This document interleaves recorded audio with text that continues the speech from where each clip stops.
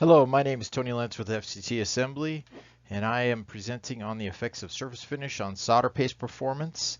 And this is part 2 of a two-part series that was presented at SMTAI International in both 2018 and then again this year at 2019.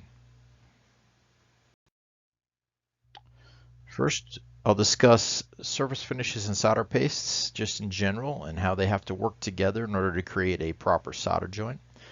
I'll go into some detail on how we set up the experiment to test these combinations of surface finish and solder paste. And I've got a lot of results to share with you on print, reflow, and voiding performance.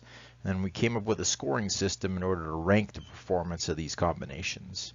And from that, we can derive some conclusions about strengths and weaknesses. And then if you have any questions about any of this, please email me at the email address provided at the end of the presentation.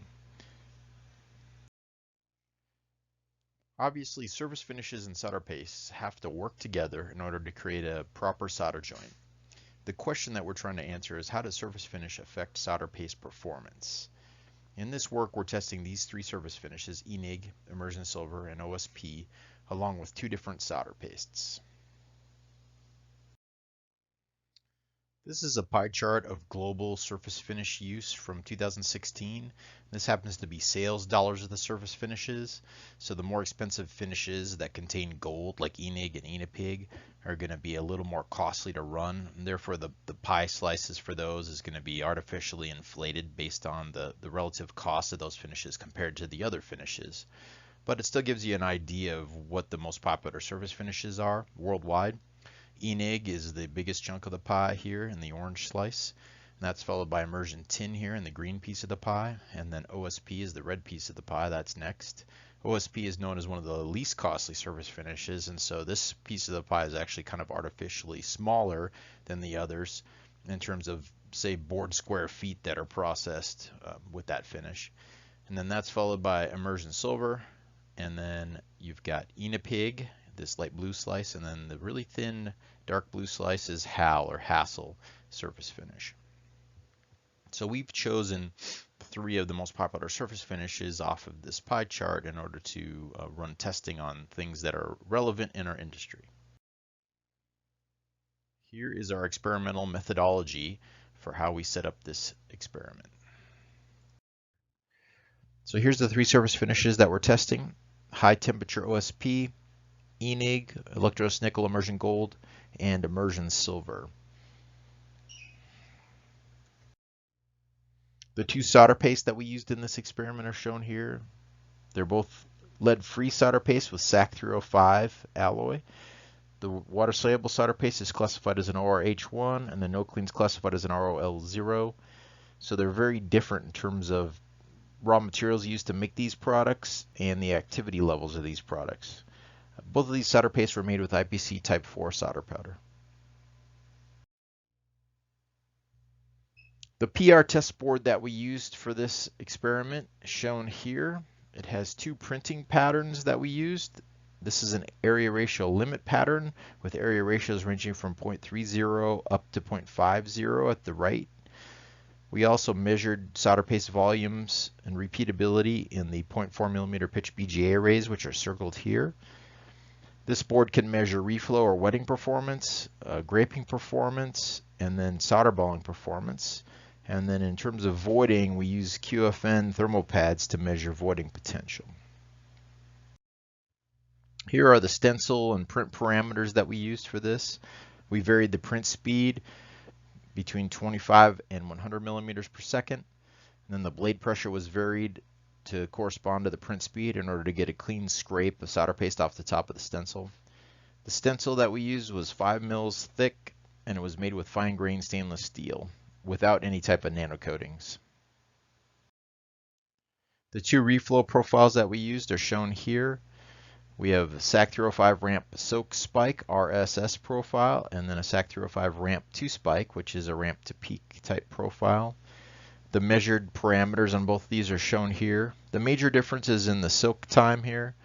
You can see the soak time for the soak profile is 103 to 106 seconds, whereas for the linear ramp profile it's 76 to 80, so about 25 seconds shorter. Time above liquidus is very similar. Peak temperature is a little bit higher with the soak profile, approximately 4 to 5 degrees higher, but the overall length of the profiles was held the same. The reflow oven that we use is a 10-zone convection oven with an air atmosphere. We used a third profile combination on some of these surface finishes. We're calling this an RTS times 2 profile. So we ran the ramp to spike linear profile on the bare boards without any solder paste or components. Then we printed the solder paste and place components, and then we reflowed those boards again through the ramp to spike profile. And this is done in order to simulate what happens on the second side of a double-sided surface mount circuit board. So the second side has no paste or components on it, but it goes through the oven, and that will oxidize that surface finish and possibly oxidize the underlying copper in the case of OSP. And that can, of course, affect print and reflow parameters and voiding parameters of those surface finishes. And so that's why we chose to do this. We thought some of the surface finishes would be affected by this type of treatment. Here's the process that we used to run this testing. We printed solder paste, then measured volumes. Then we placed QFNs and reflowed the parts. We took pictures and tallied up the reflow data. Then we measured voiding area and size of the largest void. We repeated this to build 10 boards each combination, and we ran 18 total combinations. The data that we got out of that is shown to the right. The print data will be reported as transfer efficiency percentage and coefficient of variation, and the 3 print speeds will be compared and contrasted. In terms of reflow, we measured wetting percentage, solder balling potential, and graping percentage. And we did that for all 3 profiles, the ramp soak spike, ramp to spike, and the ramp to spike run twice. And then voiding was measured as area and size of the largest void, as I mentioned earlier. The print and void data is going to be shown in box plot format. And then we're running a Tukey-Kramer on a significant difference test on the data to compare the data sets. The connecting letters report, which is shown here, is the easiest way to read this. If the letter codes that are assigned to the data sets are different, then the data sets are significantly different. If the letter codes are the same, then they are not statistically different. And this test is run with a 95% confidence level. So here are the results. This is transfer efficiency broken out by paste and surface finish. So here's the no clean solder paste on the left, water soluble solder paste on the right. The surface finish are the colored bars. ENIG is blue, OSP is green, immersion silver is red. So in both cases, you can see similar trends here.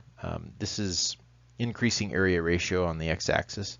So transfer efficiency obviously goes up with increasing area ratio.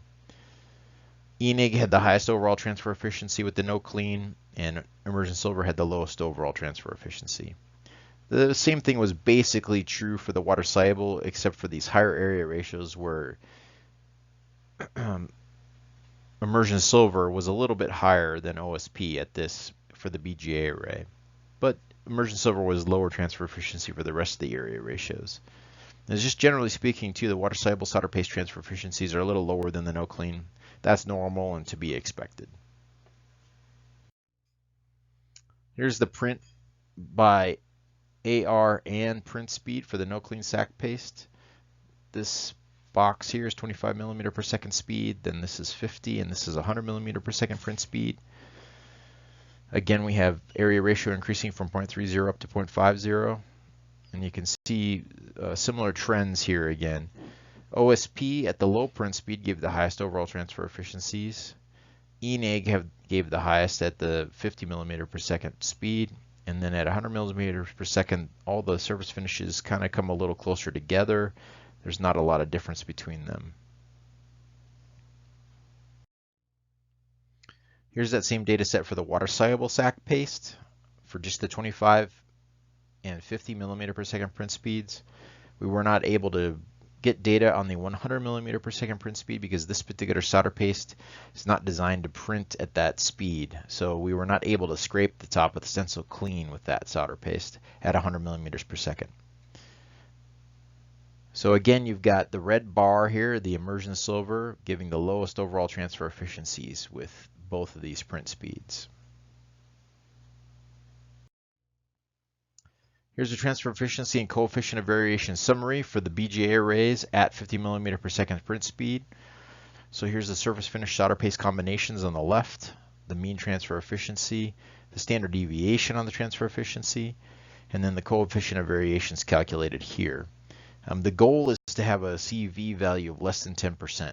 That is representative of a process that's in good control and is repeatable. In this case, none of our values here are below 10%. In fact, most of them are much higher than that. These two that are highlighted in yellow for the ENIG with the no clean sac and the immersion silver with the no clean sac had coefficient of variations that are between 15 and 20%, which are high but not out of control completely. Anything that's over 20 is probably too high for a normal repeatable operation, and that is the rest of the surface finish solder paste combinations, including all of the water soluble sac solder paste tests. Now the OSP with water soluble sac was the worst overall. That has CV value of 64, which is pretty random. The standard deviation, you can tell on that data set, is very high. Here are the reflow results. This is wetting by surface finish solder paste and reflow profile. So here you've got wetting or spread percentage on the y-axis. 100% wetting is the goal. Here you've got ENIG, immersion silver, and OSP surface finishes, and then within that category there's the solder paste that alternate, no clean water soluble, no clean water soluble, and so on. And then for each one of those there's the profiles that we used: ramp soak spike, ramp to spike, and then ramp to spike times 2. So you can tell that ENIG just kind of had better wetting overall than the other finishes. Immersion silver was up and down.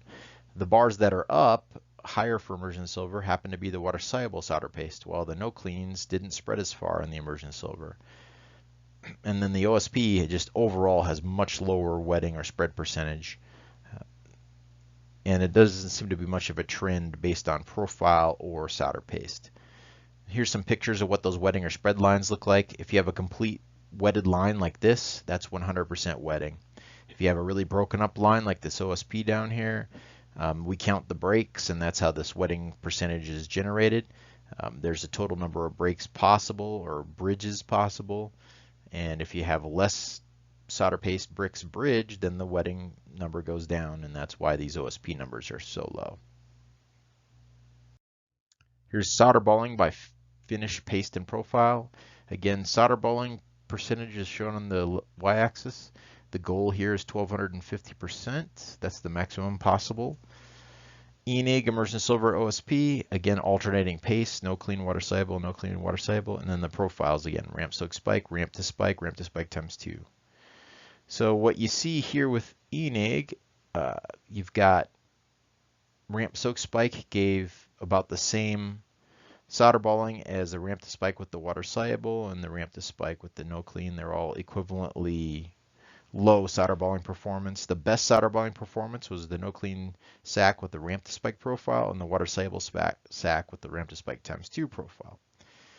The immersion silver actually has some missing bars, which means they were off the chart poor solder balling performance. Let's just say that. There were lots of solder balls there, so much so that we couldn't rank them on this scale, and so the bars are missing. But then immersion silver also had some solder balling that was the maximum, the best possible. So immersion silver really seems to be pretty random in terms of solder balling, depending on profile and solder paste. And then OSP, again, has high and low solder balling results, and then has some that are kind of neutral across the board with the ramp soak spike profile and the ramp to spike profile.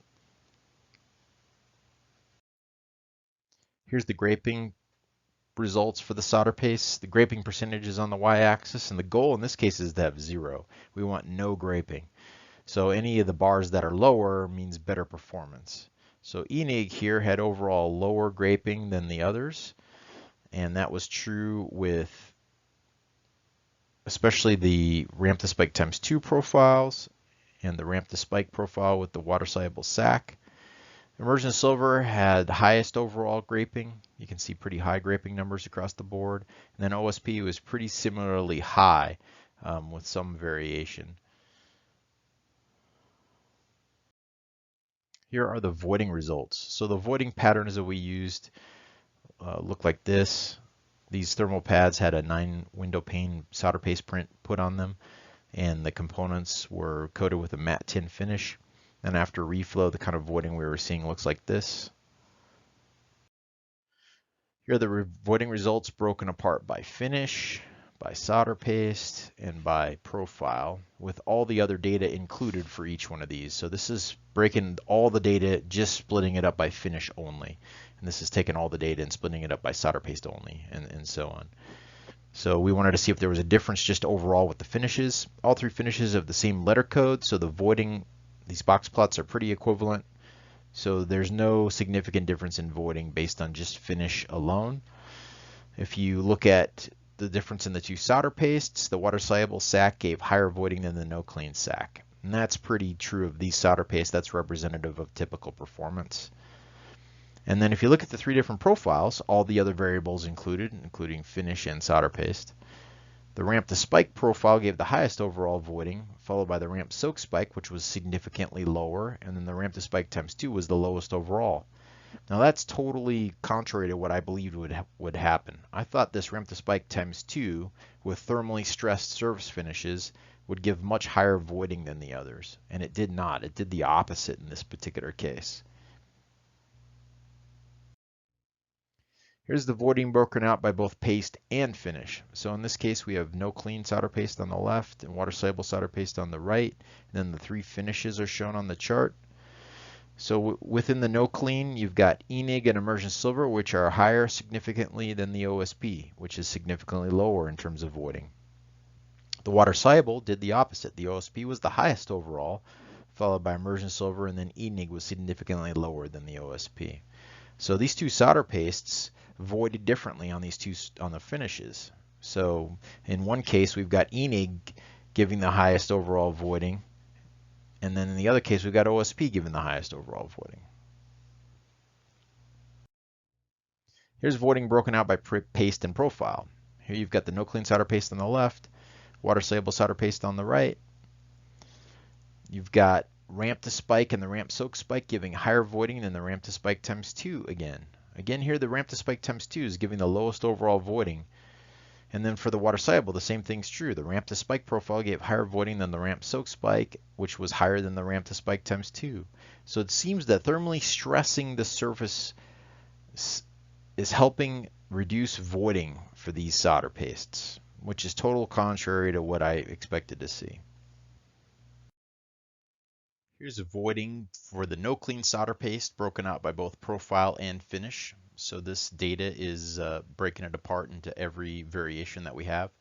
Here we have the ramp soak spike data. Here's the ramp to spike data, and then the ramp to spike times 2 data. Here you can see that the letter codes are the same for all three finishes for the ramp soak spike. So with the soak profile and the no clean solder paste, the voiding behavior was identical for all three surface finishes. With the ramp to spike profile, there are some differences. ENIG gave the overall highest voiding, and OSP gave the overall lowest voiding, and immersion silver is statistically similar to both. It's in the middle. And with the ramp to spike times 2 profile, the same trend is seen. ENIG is the highest overall voiding, followed by immersion silver, followed by OSP. So there are some differences in voiding behavior for these surface finishes when you're running the no clean solder paste with these different profiles. There's the same data set for the water-soluble solder paste. Again, ramp soak spike profile, ramp to spike profile, and ramp to spike times 2 profile. You've got immersion silver giving the highest overall voiding, and ENIG and OSP were statistically similar, which is different than what we saw with the no clean. The no clean had equivalent voiding performance on all three. And then with the ramp to spike profile, OSP again is the highest, whereas ENIG is a little bit lower and immersion silver is significantly lower than that. That's the opposite of what we saw with the no clean. OSP was the lowest with the no clean. And then the ramp to spike times 2, immersion silver again is the highest, followed by OSP and ENIG, which were statistically similar to each other. Here's the scoring system that we use to summarize these results. So we assign scores of 1 through 5, 1 being the worst performance, 5 being the best performance, to 4 print categories, 3 reflow categories, and 2 voiding categories. And this is the actual numbers that we use to assign these scores. Here's the scores for the printing of the solder pastes broken out by print speed. So here you have the print speed, surface finish, solder paste, and the total print score. So the print scores are arranged from highest to lowest, or best performance to worst performance. And then the 3 NAs at the bottom are for the 100 millimeter per second print speed and the water soluble sac, because we were not able to print that paste at that speed, so they didn't get scores technically. They essentially have zeros. So at the top of the list, you got a bunch of no clean solder paste performing pretty well, and a variety of print speeds. That just goes to show that the no clean sac paste that we used prints very well on a variety of finishes at a variety of speeds, whereas the water solubles are showing up here the lowest scores overall. There didn't seem to be a trend by speed or by finish necessarily. It's more a trend by solder paste. In terms of reflow, here's this data set sorted out from highest score to lowest. You've got surface finish, solder paste, and the profile that we used. So if you look at the top, a lot of the surface finishes are ENIG, generally scored higher than the others. And the solder pastes are kind of mixed. We've got some water soluble, some no cleans. And the profiles are also mainly ramp to spikes. The ramp to spike reflow profile, generally speaking, outperformed the ramp soak spike profile. At the bottom of the list, you got a lot of OSP surface finish, as you would expect. OSP does not wet very well. It also gave us some solder balling, some graping, so you've got lower scores here with the OSP. Here's the voiding performance scored out. Again, we've got surface finish, solder paste, reflow profile. Total voiding score is best performance at the top, worst performance at the bottom. What we see here is a bunch of no cleans at the top, and the ramp soak spike profile kind of collected at the top. So it seems like the no clean with the ramp soak gave higher or better, not higher voiding, I should say, lower voiding percentages, but better performance with these guys. And then down at the bottom, you get a lot of water solubles, which gave worse voiding performance. Here's the overall scores for each combination. We've got surface finish, solder paste, total score. Higher scores are better. So ENIG with no clean sac outperformed all the other combinations. That's followed by immersion silver with no clean sac, and then OSP with no clean sac. So the no clean sac took the top 3 spots. The water soluble sac, ENIG was next, immersion silver was after that, and then OSP was the lowest combination, OSP with water soluble sac. So the same order of finish performance within each solder paste, and then the no clean sac just generally did a better job with all 3 finishes than the water soluble sac did. So what can we conclude from this? Here are the strengths and weaknesses of each combination of surface finish and solder paste. In terms of print, reflow, and voiding, the green check marks means good performance across the board. So the ENIG with no clean sac, which is a popular combination that I see a lot of people using, did very well with print, reflow, and voiding. The immersion silver with no clean sac, which is again a popular combination, did pretty well with print, pretty good with voiding, not so good with reflow. OSP with no clean sac was again good with print, good with voiding, not so good with reflow.